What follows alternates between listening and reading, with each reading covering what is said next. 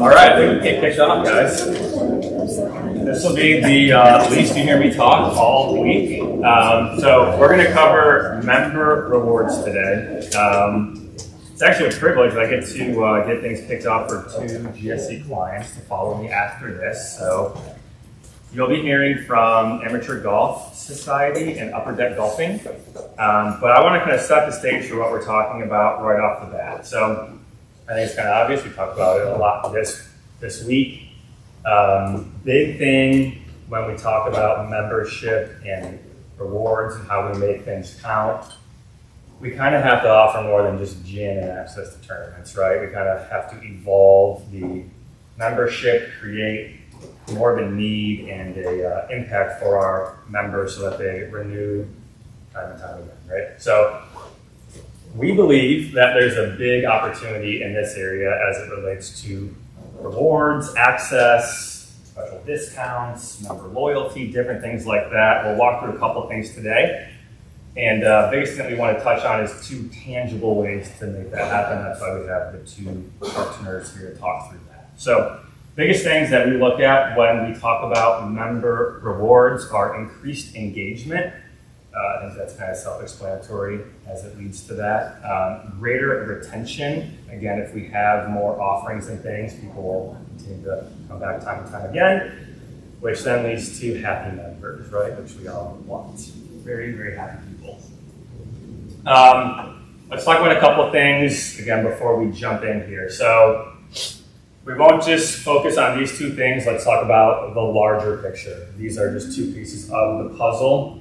For your golf association, it's important to look at exclusive discounts that we can give to our members. That could be on golf-related things, that could be on non-golf-related things. We could talk about events, access, different things like that. This is a really big key area that members that we've seen with clubs that we've worked with really like from the start. It quickly bolsters your membership and gives you things to bring people back in as it relates to member win backs and welcome series that we launched to your golf members. Biggest challenge that we've seen, something for you guys to kind of think through independently in your own golf associations, is you can get these discounts and access and different things, but where you put them and how you roll them out, right? That's a big challenge that we see. If you put them on your site and anyone can access it, why would I sign up for a membership? Right? I can just skip the membership and go get my discounts and thank you, come again type thing. Also, we've seen a lot of golf associations trying to leverage email for their discounts and member benefits. One thing I want to talk about real brief is, we talked about this in a couple of sessions yesterday.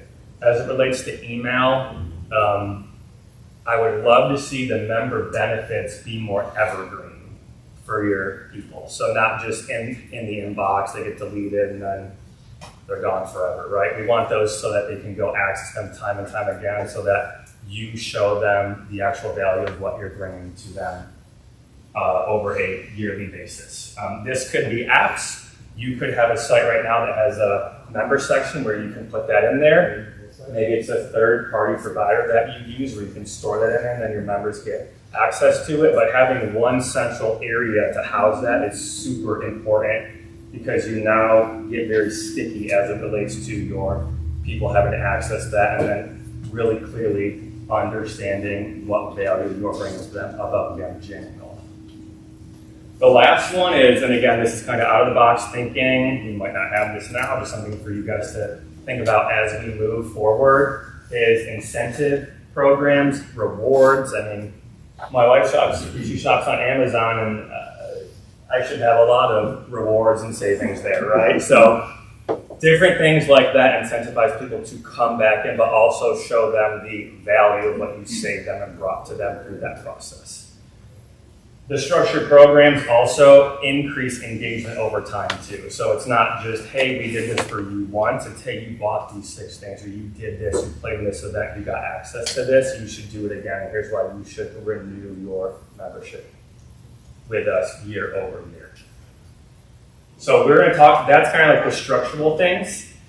This is the higher level. I want to pivot now to kind of how we do this before we get into the two tangible parties here. So one really easy thing that golfers, and I'm a golfer, that would be a sucker for this is exclusive access. Golfers want to golf, and they want to do things that revolve around golf, six degrees of golf, etc. So that could be early registration to tournaments, member-only events.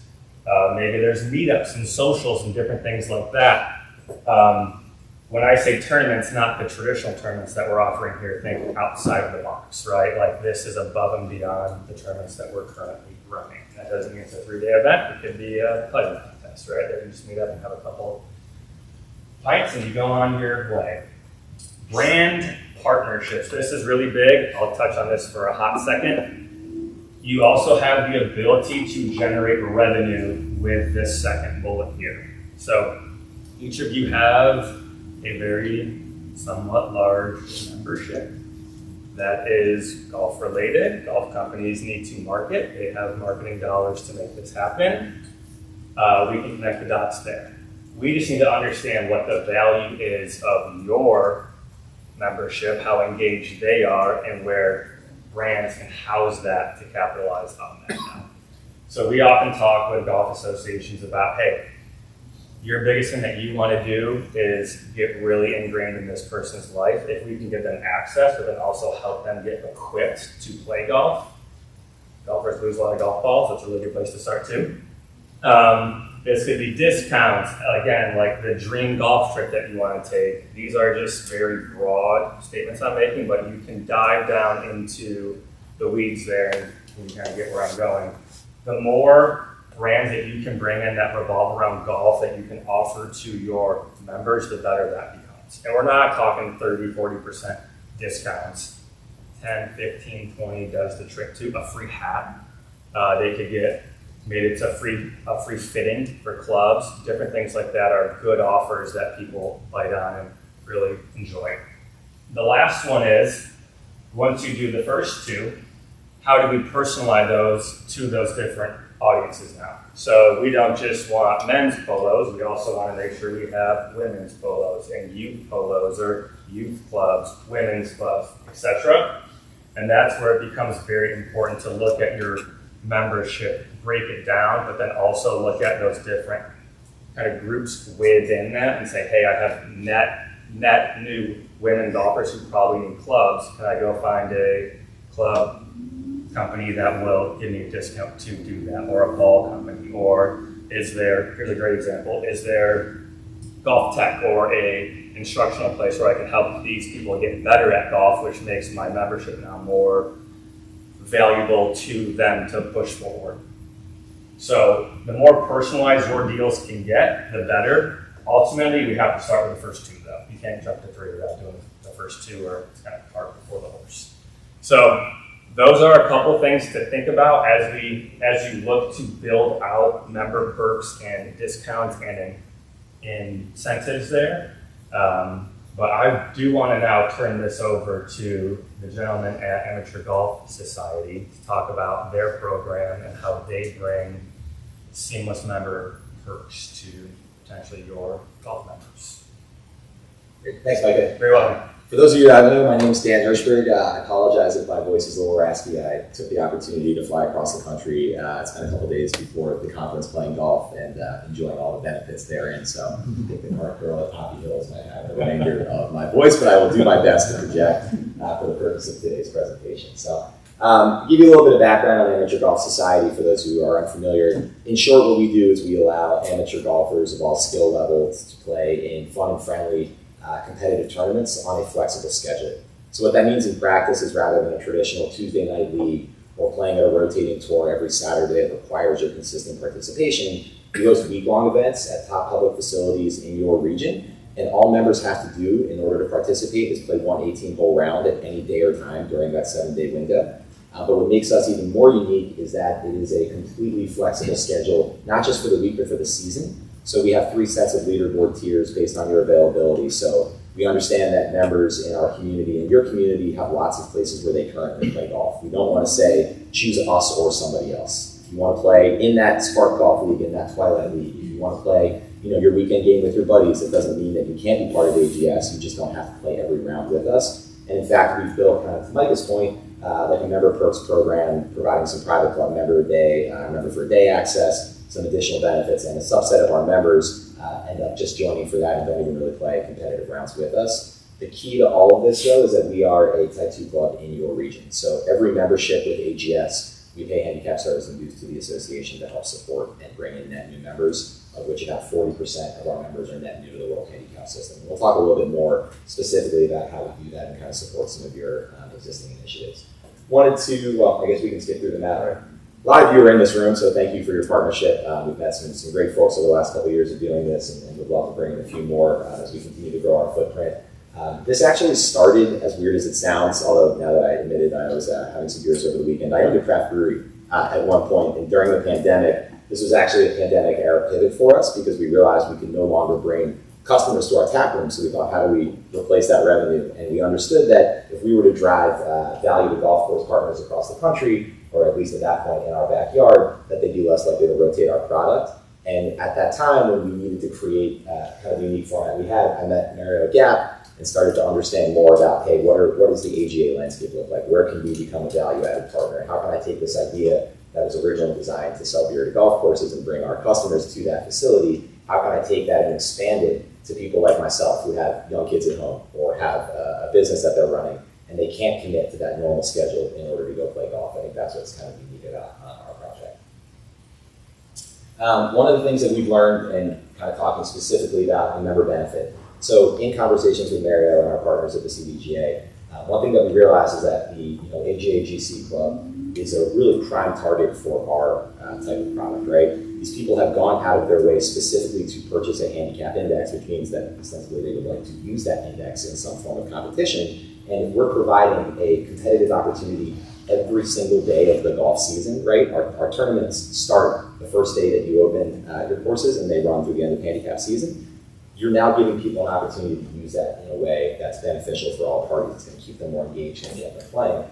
But here's the key. What we don't want to do as a partner is come and say to you, hey, send an email out to your database every couple of weeks and tell them about Amateur Golf Society, right? That's A, they're going to start tuning it out. And B, it's an administrative lift that we do not want to add to your plate. Our whole idea here is that we want to be a value add partner. We don't want to detract in terms of using staffing or operational resources from you as an organization. So here's what we came up with. We identified that those golfers, right, they're an ideal end user for our product. And what makes a lot of sense is if we have it come as an offer from the association saying, hey folks, you just signed up for this, let's say the GAP GC, for example. One of your member benefits of being part of our community, in addition to being a member of GAP, is that you now get a complimentary first-year membership with our friends at the Amateur Golf Society. Click here to redeem. And we built in some automated flows through our connections with GiA&x. We're a Type 2 club, as I said, in GiA&x.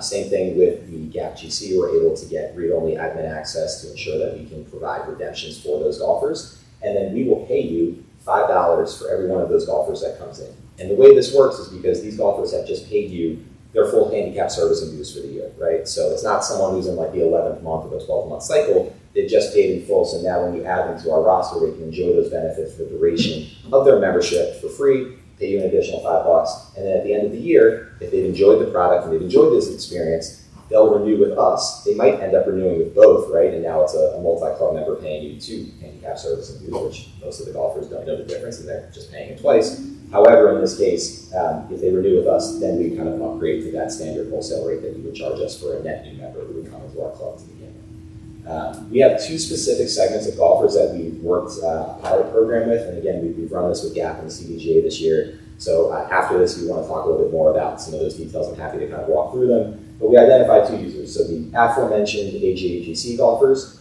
which we will basically send that offer upon renewal and upon net new members. So APIs trigger both of those actions. When that happens, an automated email that Micah and his team have built and have provided to the association will go out as part of your onboarding flow. So, hey, I just joined through the GC. Welcome to the club. Here's your member benefit. You don't have to lift a finger, right? You have kind of branding oversight, verbiage oversight. That goes into your existing flow. Golfer receives that offer and they redeem it. The other segment here is what we've defined as power users. So this is for public course golfers who are not part of the GC. And it could be folks who play in your one-day events. Chicago gave us a list of golfers who signed up for their fantasy golf competition. It can really be any subset of members that you think would be a good fit for this program. And rather than having that email go out in an automated flow as they sign up or renew, what we do instead is we send them a bulk email at the beginning of the year with a limited 7-day redemption window saying, hey guys, think you'd be a great fit for this program, redeem your complimentary membership here. And what we saw last year, we did a pilot program for about 6,000 emails. Of those 6,000 emails that were sent, we saw 10% conversion rate. So that's not on opens or clicks, it's just 10% of everybody who received that email redeemed that offer. So that's 600 members now. They're taking advantage of the new benefit. On top of that, Mike, if you want to hit the next slide, beyond the increased revenue that you receive for each of those members that redeem, we're providing them with fee playing opportunities, so you don't have to lift a finger, right? Our tournaments, I say in air quotes, we are basically just a referring party to a daily fee facility, right? There's no AGS staff on site, there's no AGA staff on site, there's no signage or logos that make it feel like a tournament. It's designed to be, you are competing against yourself and the rest of the community in this week-long event, so there's nothing that's required in terms of operational support. Data collection is a really important part of this, not just from the sense that, hey, we'll help you paint a better picture of who your members are, because when they sign up with us, they'll fill out a player profile, which allows them to input their alma mater, their employer, their hobbies and their interests, the times that they want to play, and the courses they're interested in playing, and that filters into our player pairing program. So the important part about this from a member benefit perspective is you might have people who have joined your GC who are new to the area. They don't have someone to play with. Maybe they got a new job and their schedule doesn't allow them to play on the same timeline as their friends. With the AGS player pairing program, they can come into our app, they can go into the player pairing program and select every single variable. So for example, I could say, I want to play golf between Tuesday and Thursday with a golfer who's got an index that ranges from 8 to 12 who went to the University of Pennsylvania who's interested in business networking. And it will spit a whole list of golfers out that are part of the AGS community and allow you to click a button that invites them to play. So what that helps do is make better connections within the community. If you have young alums who are looking to connect with older alums to help find job opportunities, or they're, again, new to the area, I want to find playing partners. And we have countless stories of people who on the surface don't really make sense as playing partners, but they found each other because they had similar availability, and now they go out and play in that same group every week, which is great for us to see as part of the community. The last part is from an integration and tech perspective. The setup and requirement from the AGA side is almost nil. In essence, everything we do is fully automated through connections to GiA&x, Golf Genius, and as Mike has listed, the CRMs there for a smooth experience. So in terms of working with us to provide benefits for your members, costs you nothing, makes you money, we do all the work, and then the retention rates go up because they have a reason to use their GiA&x. In terms of how this actually flows, again, we don't have to get too into the weeds at the end of the day, and I've also already said this, you probably don't need to hear me say it again, but in short, you're able to set this up. It takes probably, 10-15 minutes to get everything lined up, get the emails into the system, and then you're kind of off and running. So I will be around for the rest of the day. I'm obviously happy to answer questions. I'll be here tomorrow as well, so feel free to grab me if you have any questions about what we do at the end of your office time. Thanks. Thanks, Dan. And next up, I would like to welcome the team from Upper Deck Golf. Mark, Bender, Carly, and Natalie.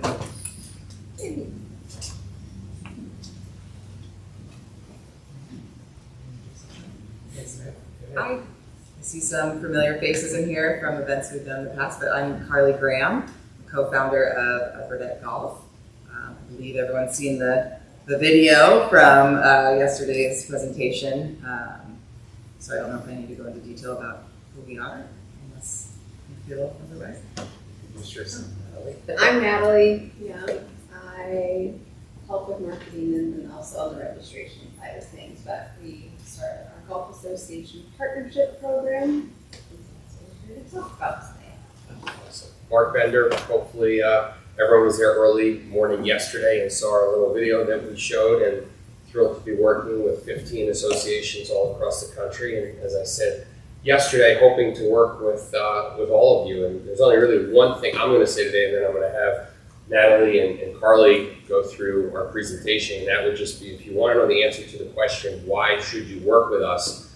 Fortunately, we think we have a good answer, and that is that we're bringing people to our events that will hopefully become future members of your associations who we don't think you're going to see in too many other places within the world of golf. There's a ton of new golfers that we're bringing to the game, introducing to the game, and if you heard what Mike Wan was saying earlier about how much harder it is to get hooked by trying to learn how to hit a 6-iron, which we all know is not as easy as hitting a 50-yard shot from 200 feet at the top of Citizens Bank Park or Dodger Stadium or Wrigley Field or Fenway Park, then you can appreciate that that one shot sometimes gets you hooked, or that fun experience, or that date night, or being there with a parent child, or just going with buddies, or a bunch of guys, or a bunch of women, or any combination of people that just creates that camaraderie in that environment. So we love what we do because there are two things that are distinct about us. A huge percentage of the people that come to our events are brand new to golf. They may have played golf once before,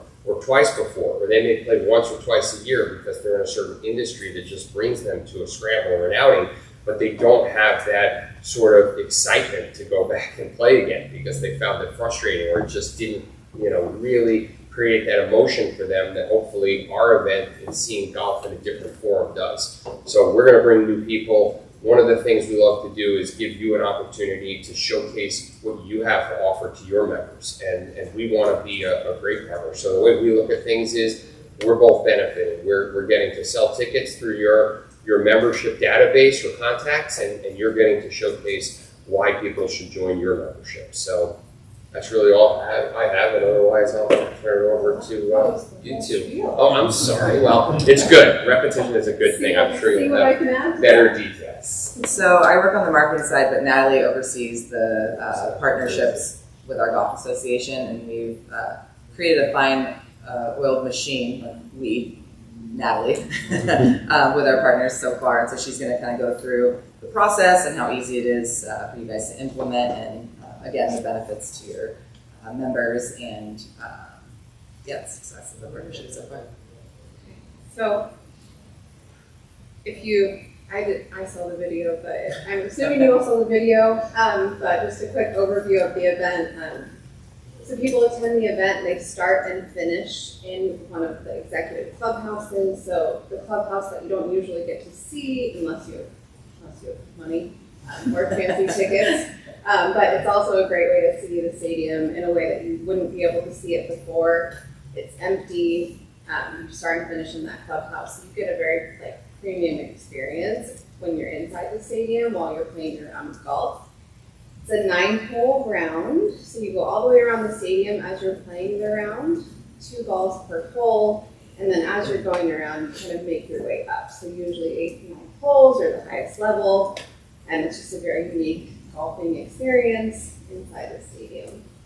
So this year, with the help of Dan from GAP, he helped us create our Golf Association partnership program based on what he thinks other associations would like to see and the feedback he gave us, and then what we were able to give him as feedback from our participants at the events. So what we were finding is we're a traveling team, 22 traveling members. So most of us are based out of San Diego or Summit City, Minnesota, so we're actually all over the country. But as we were going into each market, we found that there was a lot of new or very casual golfers who went to the event, decided they liked it, wanted more information about what's next. What do I do next? Where do I golf in the area? And we didn't have the answers to those questions. So by being able to partner with associations in each market, we had someone to direct them to. And then that way at the event, they could get more information, and then we could partner with these associations so that they have more exposure pre-event and then on-site at the event. We call our event, Natalie coined this term as well, but the gateway into golf. So you're a fan of the Seattle Seahawks, and then you go play around wearing your jersey and maybe play golf a handful of times, and then you really catch the bug because it is a more approachable way to play golf as opposed to going to your friend's country club when you might biff the ball a bunch of times in front of really good golfers. And so the fact that it's approachable really helps people kind of catch that bug and have a more casual, fun way of starting out. So. Just one quick question. How many people here have been to one of our events?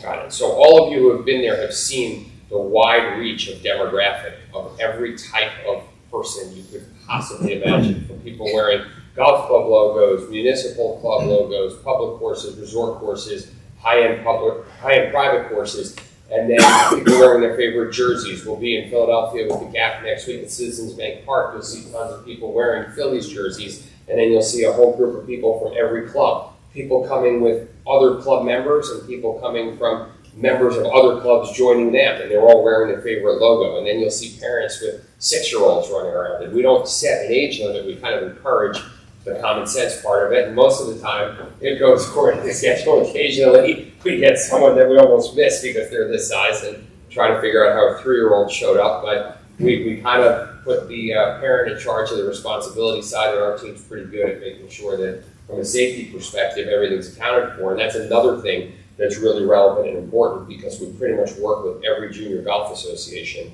as I mentioned yesterday morning, and that's a key factor because we're trying to do our part that way to encourage juniors to come in and get that awesome experience as well.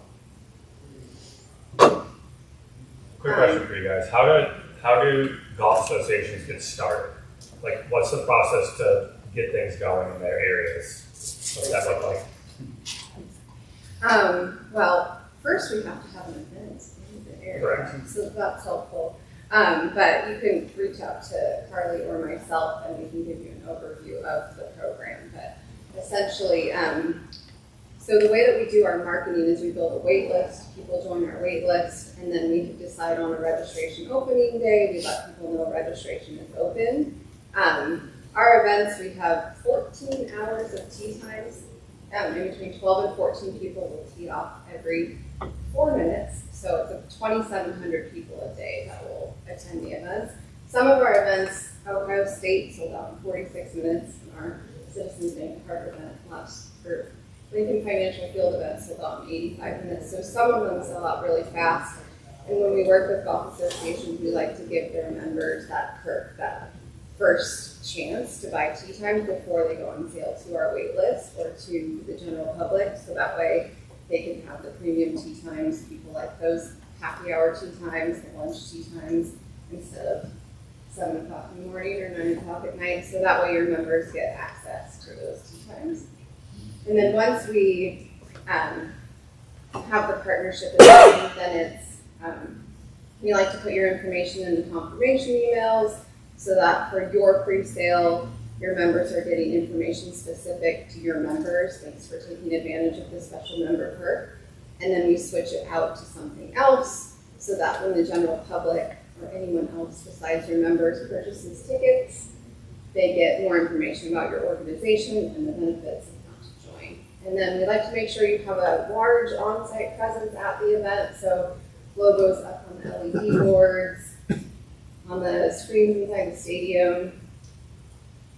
Prime physical presence as well. So once the participants enter and check in, they get their balls, then you're the first people they see. They talk to you about how to join, and then also when they're done with their round and their optimum excitability is there, you can catch them on the way out as well to talk about the membership programs. And then we can customize anything else. We view it as a cross-promotion partnership where we treat you as a paying sponsor and kind of roll out the red carpet to make sure we're hitting your goals of what's most important, which typically seems to be new members. And then, of course, member benefits, not only the VIP, the early access, but we also provide a certain amount of VIP free tickets for you to choose your top people or anyone you want to reward with free tickets as well. Put a flyer and a swag Oh bag yeah, or we can something do like handouts. Yeah, there's quite a bit we can do. We have a kind of like our basic rollout program, and then learning what's most important to you and kind of cater it to you. And then Natalie makes it extremely easy for your staff. We create the HTML email and send it to you with all the information about the pre-sale. We also create all the social posts if that's something we can do as well as promote on your social pages about the pre-sale. And any other collateral that you need from us, we can send it to you. So it's easy.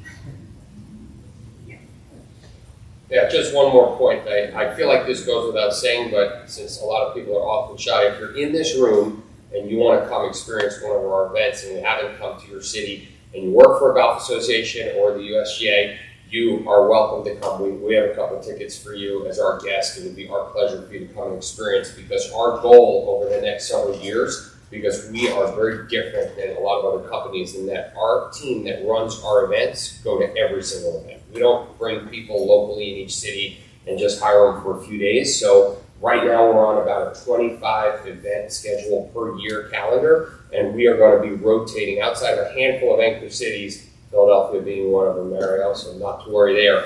We're going to be rotating a lot of different cities in, and our biggest up and coming part of our business is our college partnerships. So we've got 5 big colleges that we're going to be working with next year all over the place that are already locked in. We've got University of Michigan, Wisconsin, Ohio State, University of South Carolina, and Arkansas. And we have 1 or 2 others that we're going to probably add to that list. So, there's kind of, the whole world is available in your world, where if you find that you think there is a venue big enough to hold the event, whether it's college or professional sport-wise, that would be a good fit, please reach out to us, because we're very open-minded to come to new cities, and it actually is mutually beneficial because it keeps it fresh in cities that may be a little bit less populous or easy to get to for some of our clientele, and those events, frankly, may not sell out immediately like a Philadelphia does, or Chicago does, or Los Angeles for the Dodgers does. So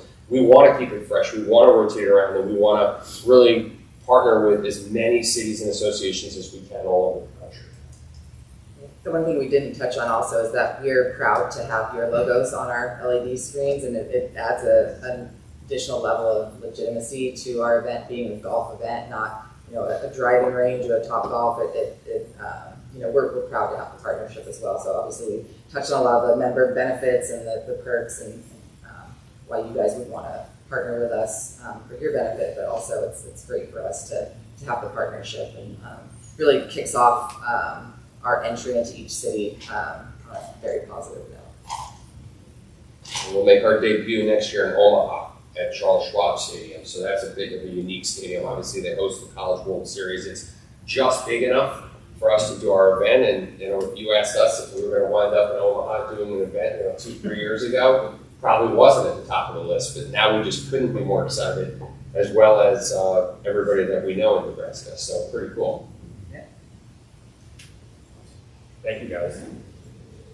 Let's go through questions. I'll keep the teams up here just so that there's Q&A. For the room, do you have questions for Dan or the team from Upper Deck? What's the typical cost for Upper Deck for one person? Oh, okay. Our registration person. It depends on the city. Some cities are more expensive, but anywhere in between $79 and $99.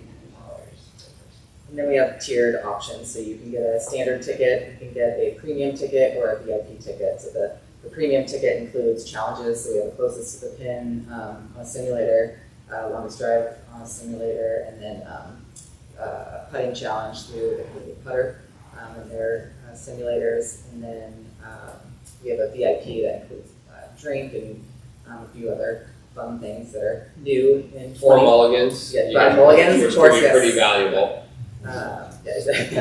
It's the only time in golf that a swing and a miss actually benefits you, because the ball's still right there. So the mulligans actually do help when they go 2 feet and somebody goes to chase it 200 feet down, which we see all the time. The ball is dribbling 2 feet out. No, do not do that. So from that standpoint, it's a lot of fun. And we have a partnership with Cleveland and Shrixon. So just a little bit of fine details for you. We have phenomenal low compression golf balls, which is a great thing. I studied and worked with our team, had a whole education on compression in golf balls and how it worked, and never thought I was going to wind up in that arena. And basically, it's a tremendous benefit to a beginner golfer or somebody who isn't as strong, an older person who just doesn't have the strength to compress a ball like a Pro V1 or something like that, and somebody who just is trying to make contact and maximize their distance. And then when you have the raging lunatic who's had 6 beers and they're trying to hit an 8-iron, which is our maximum club that you can have, by the way,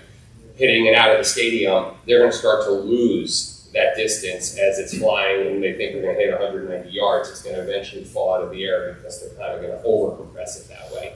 And then it benefits the people who need the benefit, and it slows down the lunatics who are potentially going to damage the stadium. So we've got beautiful brand new golf balls. We've got state-of-the-art Cleveland golf equipment and Cleveland wedges, which, as you all know, are some of the best in the game.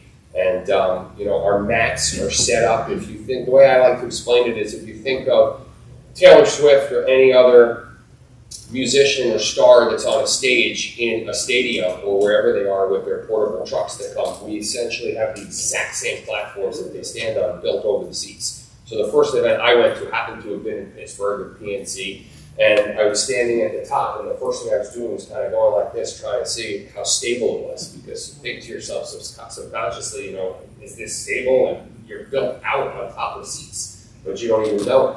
And in the first handful of shots I hit, I was falling backwards because I was worried about falling forwards. It was all subconscious. And then after 2 shots, you realize that you're literally on a platform that's as stable as this, and nothing's rocking, nothing's moving. So it just looks like that it's permanently set up there. And then the event's done, and 8 hours later, we're out of there, and the stadium is as if we were never there to begin with. So it's a pretty cool setup just in terms of how smooth it flows and the operational side of things. And people spend an average of 3 to 3.5 hours at our event. So at that price point, they're getting a tremendous amount of entertainment for it. One last thing that we neglected to talk about was our partnership with Stand Up to Cancer. I know that you touched on it yesterday, but that's a big part of what we do.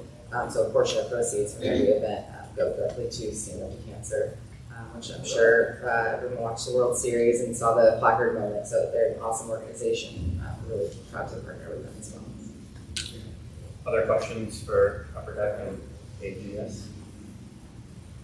For AGS, when you say that you have a week to finish the tournament, I'm just trying to wrap my head around how it goes throughout the season. So are you playing the same course throughout the year, or does it kind of move around? Yeah, so basically the way we build our schedule is it depends on your seasonality in the region you're in. So Philly and Chicago, for example, we have a 25-week season that starts in April and runs through October. Each week is a different venue. There may be a repeat venue in there once or twice if we have a really good partner or a high-quality course that people want to play twice, but by and large, it's a different venue each week. So if you missed, let's say, the second week at Jeffersonville Golf Club, you're probably not going to get to play at Jeffersonville Golf Club. The points that you earn, it's kind of like a FedEx Cup style leaderboard. So each event, we have 3 net flights in a gross division based on your handicap index at the time of play.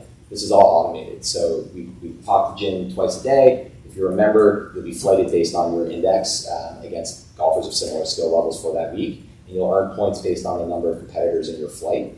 After you earn those points at that week, it'll flow up to a season-long leaderboard, which is that kind of best 3, best 6, best 12. So that way, if you want to play in every event, you have a chance to earn more points and have better opportunities to win weekly and season-long prizes. But if you could only make a couple of events, you can still win a weekly event and earn a prize. You still get all the member perks for being part of the community, even if you're not going to be competitive on a season-long basis.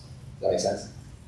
What are the prizes? So during the week-long events, we try to keep the prizes relatively small. So it could be Cars. Yeah, exactly. Cars. Multiple, plural. Cars, yeah. But it could be like a $25 or $50 gift card to one of our sponsors, like Golf Galaxy is one of our bigger sponsors, then RD Link Soul, True Links, where they give gift cards. Sometimes the course will comp 2-sims or 4-sims, depending on the partner. The season-long prizes are where it really gets interesting. So we typically have some sort of vacation. This year in Philly, Ocean AC Casino Resort did like a swing suite, top tracer weekend with a couple rounds of golf at Seaview Golf Club, where they host the LPGA event. So that's a great prize for someone who might be a 25 index who's not used to feeling like they can compete and win something on a regular basis. Yeah. Have you found it easy to get golf facilities to buy into your program? I'm just thinking, Sure. I don't want it, we are already having a lot of people in this room who've had a lot of trouble getting courses for our events. And so the idea of adding another competitor to kind of the field is... So this is where it's interesting, because that's one of the first things we hear when we talk to associations. Like, well, you're going to compete with our inventory. It's actually somewhat of a unique setup. So the way we work with a course as of today, let's say you own a golf course and I get introduced to you and say, hey, I would love to host an AGS event at your facility. What does that entail? Only thing you need to do is pick a week that fits your schedule. So let's say July 1st through 7th, for example. As long as there are no full course buyouts during that week, we can typically deal with maybe 1 or a half day, but we want maximum inventory. We do not ask the course to close their tee sheet to anybody. We do not ask for tee time blockages. We do not ask for rate discounts. The way we work is we say, hey, fill out this 10-minute onboarding form that provides us with all of the parameters to your tee sheet. So first tee time, last tee time, intervals, rates, walking, riding, all that stuff. We replicate it in our app. One of the primary member perks, and this is again part of this conversation, if you're an AGS member, you get exclusive advanced access to that tee sheet before it opens to the public. And the way that works, once they provide those parameters and we build it in our app, we pre-sell those tee times to our members exclusively, so it's behind the paywall for members only. And then that tee sheet remains open up until that tee sheet opens to the public. So if I sell 2 tee times or 200 through my app, there's no downside risk to the course, right? And they may tell us, hey, I've got leagues Tuesday, Wednesday, Thursday, and I have member times in the morning. We don't make those times available. And they can call us on a daily basis and say, hey, Dan, I just had the Philadelphia Eagles call and they want 4 foursomes on Thursday morning. Can you block those off on your tee sheet? Sam here, my colleague, goes in there, clicks a button, those tee times are removed. So it's a very seamless way. It doesn't take up inventory, it doesn't compete with you in any way, and it also helps the operators because not only do they not have to get discounts, they also get access to all of that member data. Anybody that joins AGS and plays an event opts into that course's marketing list. Most of the course announcers don't really do much with it. We encourage them to do more, but if nothing else, it helps us create a data set to say, hey, Sam here had joined AGS and had never played this golf facility, but they can look back at their tee sheet at the end of the year and say, oh, well, he played 3 times after and it was worth $1,500 to me as a partner. So that's where we kind of plant our flag on and say, hey, we're not asking you to do anything, no special rates, we're driving revenue to you on a consistent rolling basis. Is there a question over here for? No. Any other questions for the team? Teams? Dan is giving away a car at the end too, the lucky winner. Yeah, just because I look like a used car salesman. You don't have a big watch on, you're good. What I got to do to put you in a key. Any other questions on member rewards in general? Member benefit rewards, you're noodling something around, you're curious about it, haven't done it, anything on that? Just one more point I'll make since we have a second, is that any sub-entities that are important to you within your association, whether it's Jaywood Platt at the Gap or what have you, we're totally open-minded to support those things as well, because we have a small amount of inventory that we can hold back for those types of things that we won't sell to the general public, and that's where, a couple of tickets we offer any of you to come and that type of a thing. We really just want to try and do as much good for golf as we can, support great causes. Obviously, we're in business to make money, so I'm not sugarcoating that. But on the same note, it's a great opportunity for us to also give back and do good, because golf brings so much of the best attributes of all of us out. And we just want to kind of highlight that and focus on that. And to that point, special thanks to the Gap for being such a great, great partner for us. Whether it's Mario or Dan or Mark Peterson, they were probably one of the first associations we work with, and they've been a great source of referrals for us and really helped guide us towards this methodology that we have to try and make sure we hit all the key buttons and points that resonate with each of you to be able to continue to grow our partnerships. And also thank you to Mike and the Golf Space Collective for telling us about this event, because we wouldn't be here probably if it weren't for them highlighting it to us probably 10 months ago. It was one of the first things we put on the calendar, and then it went from me coming alone to Carly coming to Natalie coming. So we've got the whole team here, and it's been just great being with all of you. So thank you. Perfect transition. I'd like to go to Mario real quick. So I asked him to just speak briefly. Yes. I'm still here.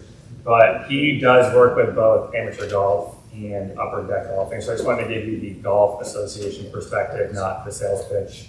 Sure. Right from the source. I think from our standpoint, both these groups, if you look at enhancing membership value proposition is the title of this session, both of them are attracted to us for multiple reasons. One is, let's face it, at a cost level, what is it costing us to be involved in these groups? It costs a penny. It's acquiring new members through different services that they both offer. And that's the biggest thing, having been involved with both groups for a couple of years now. When we started working with Dan and Sam and AGS, we got new golfers in that were not GAP members. The majority of them had nothing to do with GAP before, didn't know what GAP was before. So we got some new members involved. We got a competitive outlet in a way, especially for net players. You talked about the comp member program that you had up there, Dan, and that for us was a great way to honestly help with renewals. It's something we've marketed to our GC golfers, and those are our most fickle members, right? They came on one time on the USA website and paid a flat fee to join. How are we going to keep them moving forward? Something like that. And that also extends to Upper Deck, I'd say. You know, anything we can do to offer a membership benefit that can be traced back to GAP, like early access. You know, a lot of those people might be wanting to go anyways, but if we give them that early access, it's a great thing for us to show value. We had people come up to our table when we were on site at Lincoln Financial Field, the Eagle Stadium, last year, and we saw a couple of people we knew. They had, you know, club logos, and they came by and said hi to the GAP table. But we had many more people come by and say, "What's GAP?" So for us to have the chance to tell them who we are and what we do, actually sold memberships there. We sold like 50 memberships in a few days. Not a huge number, but it's 50 people who weren't members before, didn't know what GAP was before. So any chance we get to show some value that can be traced back to GAP, especially at the lower cost of nothing for us, is a Your great value is great. so that's what's attractive to us for this. It's not bringing on necessarily a new championship player right away. It's getting our logo out there. It's getting our brand out there in places we weren't before. And so we're finding golfers who we wouldn't have found before. And we've heard all through this week about all these different golfers coming to the game last 3 or 4 years. The hardest part's where to find them and help get them. And these are 2 examples of what we've done. Even something too, and I use myself as an example, I played golf since I was like 12, 13 years old, and never played at a super high level, played with my dad, played with my friends, loved it. Never had a handicap index, had no idea what it was, had no interest in getting one. And I got one a few years before this project started, and I've had a lot of conversations with people who were very similar to me, right? Like I was one of these people that you're looking to bring in. I was playing probably 3-4 times a month. I was spending money at golf courses. I wanted to do more things in golf. And I got a handicap index, and now I use it through AGS, but it's not marketing that as a sole benefit. Yeah, it's included in all of our verbiage. Hey, your handicap service is included. It gives you a membership with the Gallery Golf Association. But it's almost like a backdoor entry, right? Where they get it, and then what we can do through Micah and email automations through the GSE team is we can start targeting those people with more specific messaging. So consider us not only a partner to add member benefits, we're a conduit for any messaging that you want to put out. So how you guys talk about altruism, very similar thing. We support, you know, the CDGA's foundation. We do work with Jacob Platt. Anything that we can do to help promote your messaging to our members, now it's under this broader umbrella. It's not just coming at you, hey, I'm a member, this is what I want to see. It's, hey, part of the broader umbrella being part of AGS includes this and includes this, and oh, and your handicap included, and so on and so forth. So I think it's a really good way to kind of build it all into one bundle, if you will, and then people get all of it as just being part of it for basically financial. One additional thing I'll add to that is the reason we wanted to highlight these 2 parties here is both AGS and Upper Deck. If you have one golf member of your clubs that does this, they're probably bringing friends and other people with them that are not members, right? If I'm a golfer who's going to go out and play, I'm not going to play alone in my tournament that week. I'm probably playing as part of a foursome of my buddies. I'm happy to be playing the tournament, right? And they're going to be like, well, what are you doing? Why are you playing so like serious? Why are you taking drops? I'm playing a tournament today, and this is what I have to do, right? Like I'm posting this score. Oh, what do you mean you're posting the score? Right now it's a conversation where they're talking about the benefits of what they're doing. Versus the typical round of golf for the other 3, but it's a competition for the one. Same with Upper Deck. That point too, specifically for the AGADC golfers who are net new to the handicap system, we have an automated referral flow that as soon as they sign up through the comp member program, they get an email to, you know, quote unquote filter for some. Hey, golf's better with friends. The assumption is that if you did not have a handicap index prior, the people that you were playing with also did not. And if those people didn't see the marketing on NBC for the GC, how do you get in front of them, right? We don't know where they are if we don't know where they are. So if you have their friends in there and you target them and say, hey, I'm going to give you a very steep discount to join AGS. For you guys, you're not getting $5, you're getting full freight for that. We take the hit on it, but it allows us to bring in new members, again, help grow the community, find people to play with, and then that snowball effect of, oh, I told this person, I told that person. And then they see, oh, there's an Upper Deck benefit in AGS, and you go play this event. Now that supports it. So it's all these different benefits that kind of come under that one umbrella. Any other questions? Sweet. Thank you guys so much. Thanks for your time. Thanks.